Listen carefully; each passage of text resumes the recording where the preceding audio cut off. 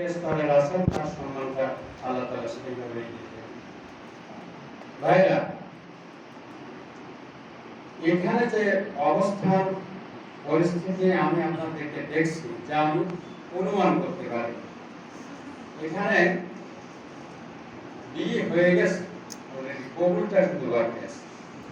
আলেমদের মুখ থেকে ঘোষণা, একটা সম্মানজনক কাজ, এটাকে শ্রদ্ধা করে সাধারণ মানুষেরা, সেটুকু শুধু কবুলটুকু বাকি আছে। আমি এত সমাগম কোন মসজিদ উদ্বোধনে এখনো প্রাথমিক পর্যায়ে দেখিনি। উত্তরপ্রদেশে বহু মসজিদ মাওলানা হাবিবুদ্দিন সাহেব, মাওলানা সাদত সাহেব তারা উপস্থিত থেকে করেছেন। আর এই হাবিব সাহেব হুজুরের কার করে যে এরকম একটা অবস্থা ছিল, শূন্যতা ছিল, এটা আমি আজকে বুঝলাম যে হুজুর কেন এই দৃষ্টিটা ফেরান নিয়ে এখানকার মুসলিমদের। যেহেতু তিনি আব্বার সাথে ওনার ভালো একটা বন্ধুত্ব ছিল, আব্বার কোনো কাজই ওনাকে ছাড়া হতো না। এই কাজটা আব্বা মরে যাওয়ার পর এমন মনে হয় হাবিব হুজুরকেই এ ব্যাপারে উদ্যোগ নিয়ে একটা মুসলিমদের মনের দাবিটা আজকে সাহেব আলিসের কথাগুলো এখানে সুন্দরভাবে বসে বললো যে এখান থেকে আমাদের পূর্ব পেলাম যে ট্যাঙ্কিটা হওয়ার পরে এরপরে একটা ঘর হবে এবং সে ঘরে আমরা নামাজ আদায় করব। দীর্ঘদিনের দাবি আজকে আপনাদের পূরণ হতে যাচ্ছে। তো আমার কথা হচ্ছে, এই মসজিদ আল মসজিদুল বাইতুল্লাহ, মসজিদুল আল্লাহ, আদম আলাইহিস সালামকে যখন সর্বপ্রথম আল্লাহ তাআলা দুনিয়াতে ফেলে দিয়েছিলেন, 350 বছর কান্নার পর যখন এটা খুলে দেখেন,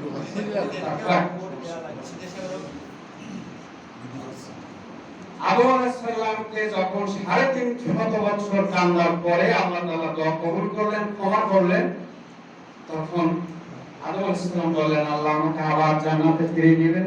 আল্লাহ বললেন, না আদম, এই দুনিয়াতে তোমাকে থাকতে হবে। আদম আলাইহিস সালাম বললেন, আল্লাহ তাহলে আমার একটা ঘর বানিয়ে দাও, জান্নাতে যেমন সুন্দর ঘরে আমি থাকতাম, তোমার ইবাদত বন্দেগী করতাম, আমার একটা ঘর করে দাও, জান্নাতে পাথর দিয়ে ফেরেশতা দিয়ে কাবার ঘর সর্বপ্রথম এই দুনিয়ার জমিনে প্রতিষ্ঠিত হয়। আর এই কাজটা করার পরে একটি মাত্র পাথর বেঁচে গিয়েছিল। এই পাথরটা যখন রেখে দেওয়া হয়েছিল, কান্না শুরু করলো, আল্লাহ আমাকে কোনো কাজে লাগলো না, আমি তোমার ঘরে কাজে লাগতে পারলাম না, সেটা আফসোস।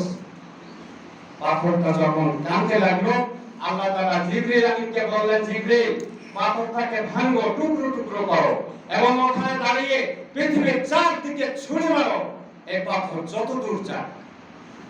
জিবরিল আমিন সেদিন সেই পাথর, একটি বাসা পাথর জান্নাতি, এই পাথরটাকে যেদিকে ছুঁড়ে মেরেছিলেন, যেখানে এক টুকরো পড়েছে সেখানে পাহাড় থাকুক, নদী থাকুক, সাগর থাকুক, সেখানে একটি কাবাঘরের শাখা, একটি মসজিদে জুমা কায়েম হয়ে যাবে, এতে কেউ কোনো বাধা রাখতে পারবে না। সুবহানাল্লাহ। আমরা এই জন্মের লোকেরা এটা না করতে পারি। আমাদের দ্বারা এটা সম্ভব, আমার আব্বার দ্বারা এটা আশা ছিল, কিন্তু সাধ্য ছিল না। আমাদের এখন ইচ্ছা ছিল না আব্বা মরে যাওয়ার পর যে এখানে তাড়াতাড়ি মসজিদ হোক। আব্বার মনে আমাদের মনে এক না, আমরা তাড়াতাড়ি জমি দিতে চাইনি। আইব মামার প্রথম থেকেই দাবি যে মসজিদটা এখানে হোক। যে আইব মামা আমাদের এলাকা, এখানে আছে আবুল হোসেনরা, তারা আমাদের এলাকা, এখানে আব্দুল হামিদ আছে আমাদের এলাকা, এখানে জোনাব ভাই আছে গাউদাল লোক, আব্বা নিয়ে আছে, এই মিলে ঘিরে আছে গনি ভাইরা আমাদের লোক। এই সব হিজরতকারী লোকদের নিয়ে এখানে বসবাস। এখন এদের দ্বারাও যদি না হয়, আজ হোক তাই হোক, এখানে মসজিদ একদিন প্রতিষ্ঠিত হবেই, হয়ে যাবে। এখন দলাদলির স্বার্থে, স্থানীয় কোন্দলের স্বার্থে কেউ কাউকে যদি দাবাই রাখতে চায় এবং বিরোধিতা করতে চায়, তাহলে প্রশ্ন আছে কিন্তু আমার। আশরাফ হাজী সাহেব কিন্তু আমাদের মসজিদ থেকে অপমানিত হওয়ার পরে বাড়ি মসজিদ করেছে এবং কোন কোন আলেমদের বিরোধিতা ছিল। আবার হাবিব হুজুর মুরব্বী, আমার শ্রদ্ধাভাজন হুজুর, উনি কিন্তু আমার মসজিদ উদ্বোধন করেছেন। আমার আব্বাকে আমি গল্প শুনেছি, মালিবাড়ি নামাজ পড়তে যেত, দিঘির পাড়ে নামাজ পড়তে যেত, আমাদের ওখানে তখন মসজিদ ছিল না। তো গন্ডগোল হয়েছিল একটা, হয়ে আব্বার সাথে বাদাবাদি হয়েছিল মালিবাড়ি মসজিদে। তা আমার নানা মহরম সর্দার, এনারা আমার ভাই ভাই কিন্তু দাদা নানা, আপনারা জানেন কিনা। তা নানা বললো যে ঠিক আছে, আর আবু বকর বাইরে যাবেন, এই জুমায় ওখানে মসজিদ হবে আমার এই জায়গার উপরে, এখানে তোমরা মসজিদ করো। দাদাকে বললেন না, তাহলে সর্দারকে, আব্বাকে বললেন তুমি আজান দাও। এভাবেই সংসার যখন বড় হয়ে যায়, পিতার কর্তব্য হয়ে যায়, বড় ভাই গার্জিয়ানের কর্তব্য হয়ে যায়, হিংসা হিংসি কন্দল গোলযোগ গ্যাঞ্জাম না করে বরঞ্চ সন্তানদেরকে পৃথক করে দেয়, তারা শান্তিতে থাকুক। এক বাড়ির ভিতরে হিংসা গন্ডগোল যখন বেশি হয়ে যায়, সেভাবে রাখা গার্জিয়ানরা তখন পছন্দ করে না, তাই ভাগাভাগি করে দেয়, সবাইকে স্বাধীন করে দেয়। আমরা শেষ সকালবেলা সবচেয়ে বড় নাম করা মসজিদ, ওখানে হাজী সাহেব বেঁচে আছেন আজও, আমি সেখানকার স্ত্রী ইমাম। ওখানে যখন মসজিদ ও ভাষণ উদ্বোধন হলো, আমি বিরোধিতা করলাম না। আমার চিন্তাধারা এরকম, আমি জানি মুসলমানদের ঘাঁটি হলো মসজিদ।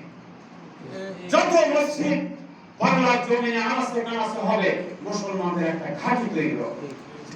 মেহরাব কিনা বেকার অস্ত্রাগার,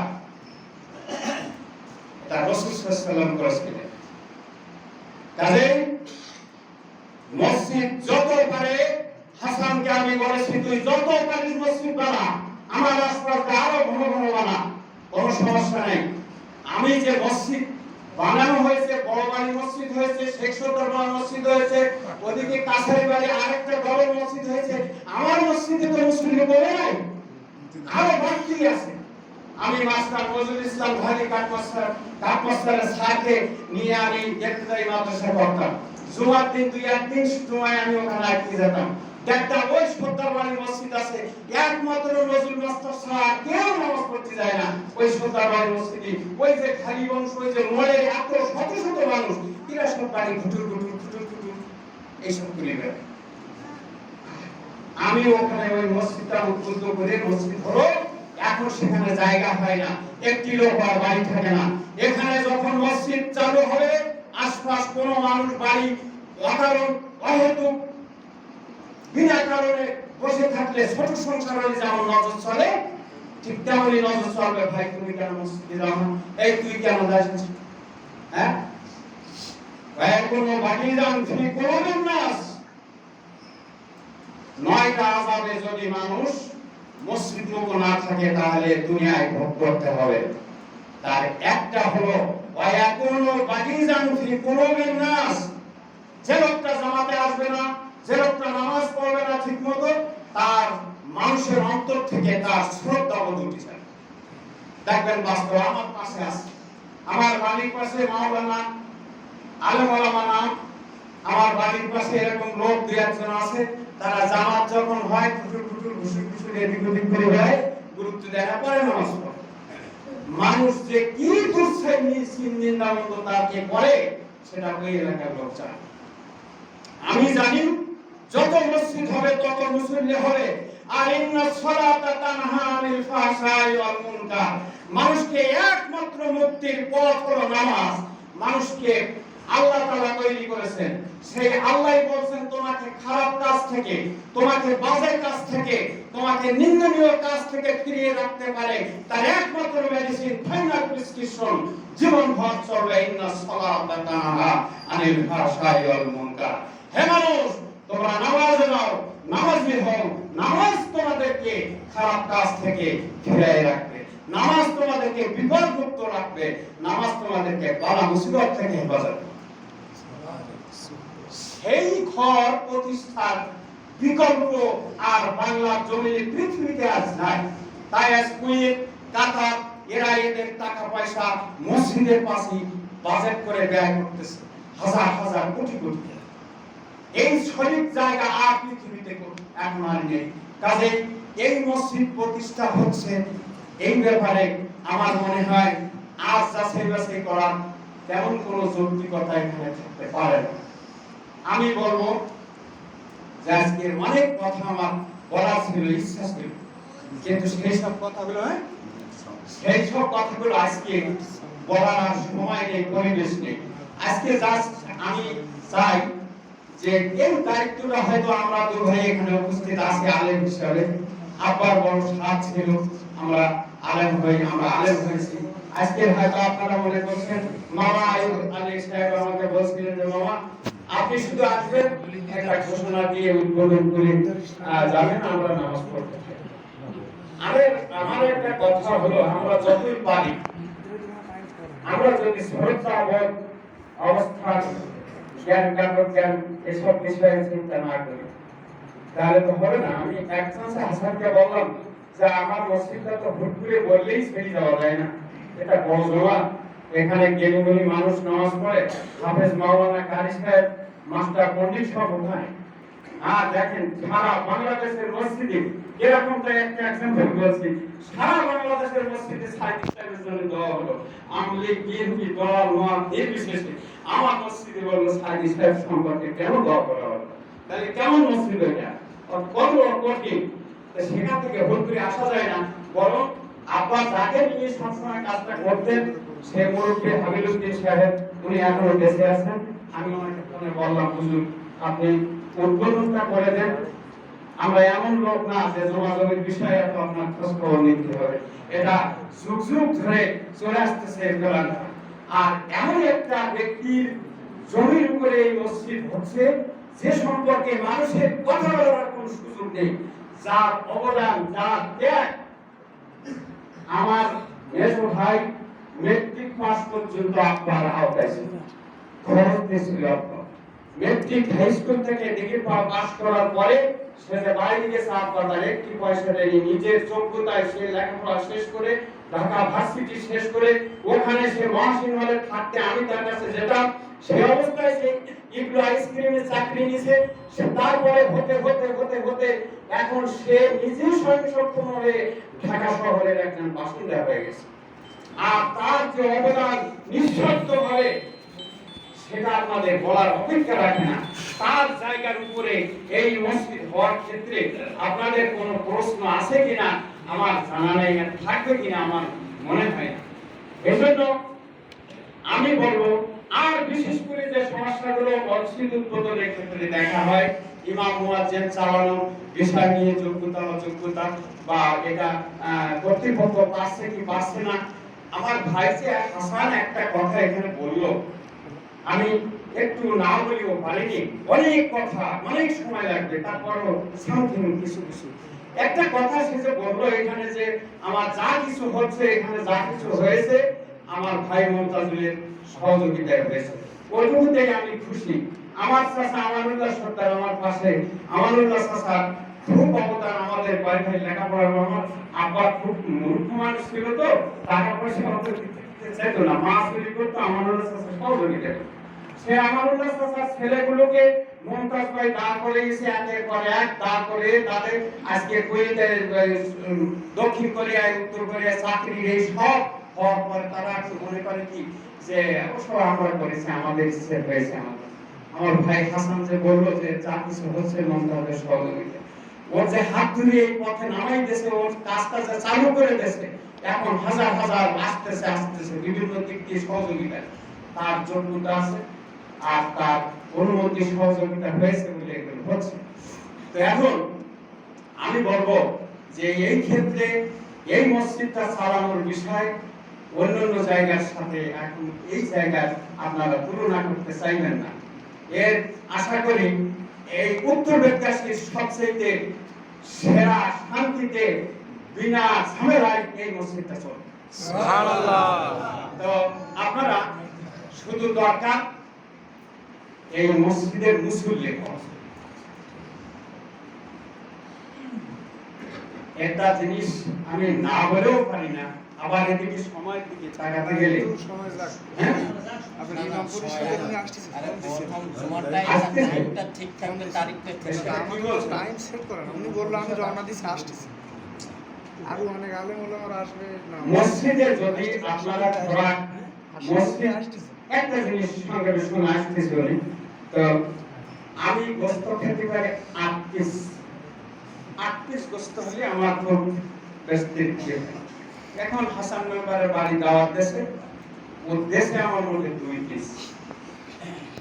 যদি অন্তত 4 পিস দিত তাহলে আমি বেরিয়ে গল্প দেশে চলে ভালো ভালো ভালো। হ্যাঁ আচ্ছা, যদি 6 পিস দেয় দেশে ভালো, দেশ বেশ মোটামুটি। আর যদি 8 পিস পুরো দেয় তাহলে মহা খুশি, ও খুব খেতে দেশ। আচ্ছা, যদি আপনারা 2 পিস দেন তাহলে আমি তো খুশির কথা এটা তো বলতে পারবো না, না সকলই কথা বলাও যায় না। এই মসজিদের খোরাক হলো কয় কাতার? 10 কয় কাতার? 9 কাতার। অন্তত যদি 2-3 কাতারও ঠিক মতো না পুরা তাহলে মসজিদ কি করবে? কাল কিয়ামতের ময়দানে আপনাকে আমাদের ধরবে এবং সেদিন কাকড়া সঙ্গে কাকড়া যাবে। তারপরে যদি 5 ওয়াক্ত নামাজি হন, 7 শ্রেণীর মানুষকে আল্লাহ তাআলা হাসরের ময়দানে স্থান দেবে। 7 শ্রেণীর সংক্ষেপে ওয়ারাজুলুন কালবুহু ফিল মাসাজিদ ওয়ারাজুলান ইমামুল আদিল ওয়া শাবুন নাসা ফি ইবাদাতিল্লাহ তাআলা ওয়ারাজুলুন কালবুহু ফিল মাসাজিদ। যে ব্যক্তি এক ওয়াক্ত মসজিদে নামাজ পড়ে আর পরবর্তী ওয়াক্ত আবার মসজিদে এসে নামাজ পড়বে, এই আশায় এই চিন্তায় থাকে, যেখানেই কাজ করুক তার খেয়াল থাকে মসজিদে আযান হলে আমি সেখানে গিয়ে নামাজ পড়ব। এই ব্যক্তিকে আল্লাহ তাআলা 7 শ্রেণীর মধ্যে আরেক একজনকে আরো চেষ্টায় কঠিন মহাসরের দিন ছায়ার তলে স্থান করে দেবে। তাহলে আপনাদের এইখানে সাথে একটা যোগাযোগ, এখানে যদি ঠিক মতো না আসেন তাহলে আপনার হাদিসে বলা হয়েছে যে বারা রিজকিহি ওয়া বারাকাতিহি, আয় করবেন আয়ের দেরি হবে না, রিজকিহি, আর খাবার তৈরি করবেন খেয়ে ফুরিয়ে যাবে, মানুষের কুলাবে না। রাসূল সাল্লাল্লাহু আলাইহি ওয়াসাল্লাম সফর করে এসেছেন, চেয়ারম্যান সাহেবের দাওয়াত করেন, চেয়ারম্যান সাহেব আসার কথা 5 জন সাথে, আইসি বসে 25 জন। আচ্ছা, তাহলে সে বাড়ি এলাকায় পারে? রাসূল সাল্লাল্লাহু আলাইহি ওয়াসাল্লামকে সাহাবী দাওয়াত দিয়েছেন, রাসূল সাল্লাল্লাহু আলাইহি ওয়াসাল্লাম হাজির হয়েছেন, দুধের পেয়ালা নিয়ে হাজির হয়েছে, ছোট্ট একটা পেয়ালা। সাহাবী বলতেছে, হুজুর আপনি তো বললেন আমি একা আসবো, এত সাহাবী সাথে নিয়ে এসেছেন এখনকে। আল্লাহ রাসূল বললেন সবাই মুখে ধরো, সবাই মুখ ধরো। সবাইকে শেষ করে দেখা গেল যে দুধ এখনো থেকে। সুবহানাল্লাহ। এখন খাওয়ার ভিতরে কিন্তু একটা বরকত থাকে। যদি আপনি জামাতে নামাজ ঠিকমতো না পড়েন তাহলে খাবার বরকত আল্লাহর নবী বলতেছেন লুকিয়ে যাবে। আর বারাকাতি রিজকিহা, যা কিছু আয় করবা জীবনেও দেরি হবে। আর একটা বলা হয় এখনো বাগিজান ফি কুলুবিন নাস, মানুষের শ্রদ্ধা বল অন্তর থেকে উঠে যায়।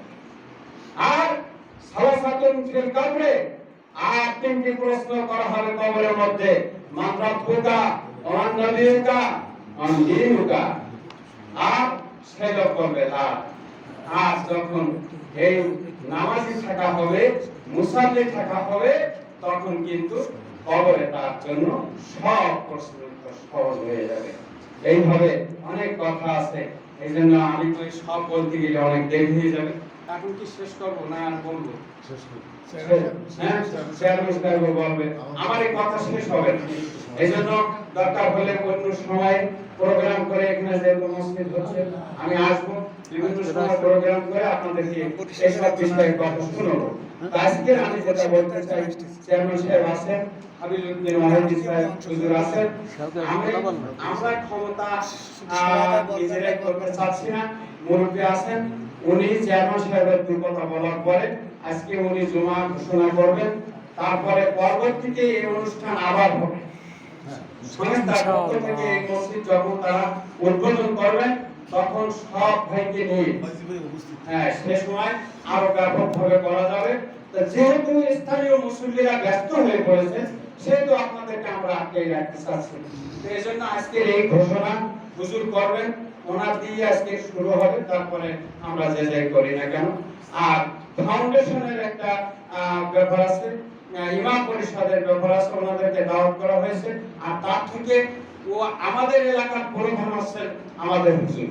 তাহলে উনি যেখানে আছেন আর যে আসুক বা না আসুক, তিনি যেহেতু উনি এই পাশে কাছে পড়ছি, উনি আছেন, কোনো সমস্যা নেই। বাদ বাকি কথা চেয়ারম্যান সাহেব বলার পরে হুজুর কথা রেখে আজকে আমাদের শেষ করবেন। আমি সংক্ষেপে এই কথাগুলো এই পর্যন্ত রেখে আজকে বিদায় নিচ্ছি। আগামীতে আপনাদের সাথে কথা হবে। আজকে যদি এই কথা আমি বাড়িয়ে যাই, আপনাদের হাতে শুনতে ভালো লাগবে, কিন্তু কর্তৃপক্ষ একটা ম্যানেজ করাটা একটা ঝামেলা হয়ে যাবে। এই জন্য ওয়াখির দাওয়ানা আলহামদুলিল্লাহি রাব্বিল আলামিন। আসসালামু আলাইকুম।